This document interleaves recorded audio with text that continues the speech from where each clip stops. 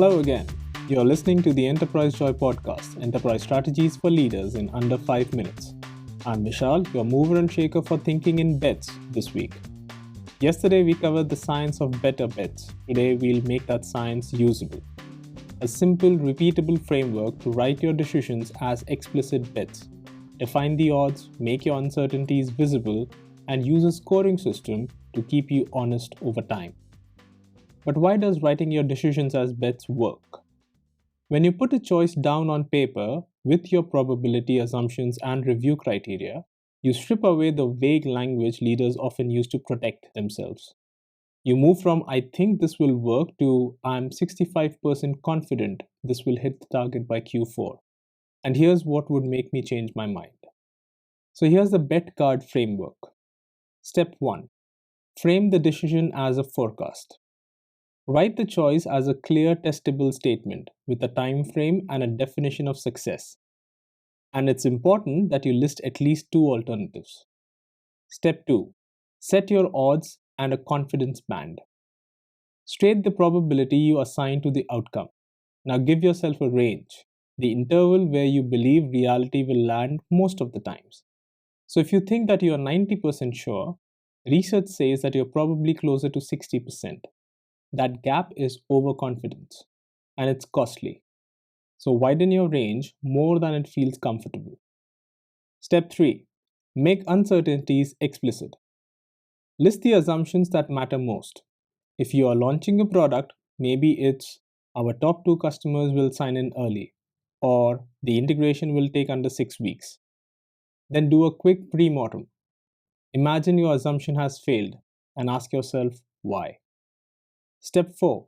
Define the signals and tripwires. Signals are the early clues that should move your odds up or down. Tripwires are the moments when you must stop and reassess, even if it's uncomfortable.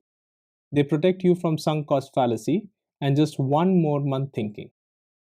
Step 5. Pick your review cadence.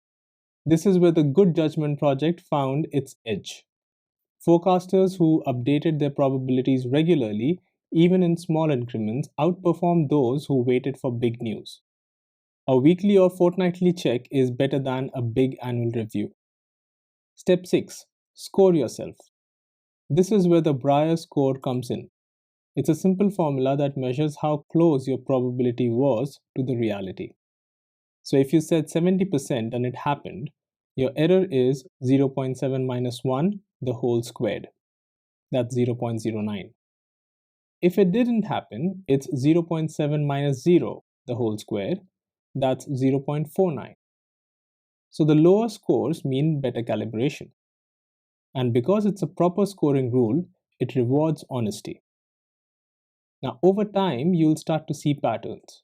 Maybe you are consistently too optimistic on the new hires or too conservative on market adoption. The Brier score doesn't just tell you if you are good at this, it tells you where you're off, and so you can fix that. Now, why bother with all of this? Because without a written bet, memory rewrites history. You will convince yourself that you always knew the outcome, even when you didn't. And without a score, there's no feedback loop to sharpen your instincts. So here's your challenge for today. Take one live decision, something with real stakes. Fill out a bet card, the forecast, your odds, your range, your key uncertainties, and at least one tripwire. Book a slot in your calendar to revisit the odds, and when it's done, score it and add it to a simple spreadsheet of your past bets. Do this for 10 decisions and you'll start seeing the patterns yourself. And if you see decision quality starting to compound, then write to me on podcast@enterprisejoy.com. I would love to hear about your progress. Tomorrow we'll talk about moving at speed without being reckless, using Amazon's one-way versus two-way door framework to decide when to commit and when to experiment.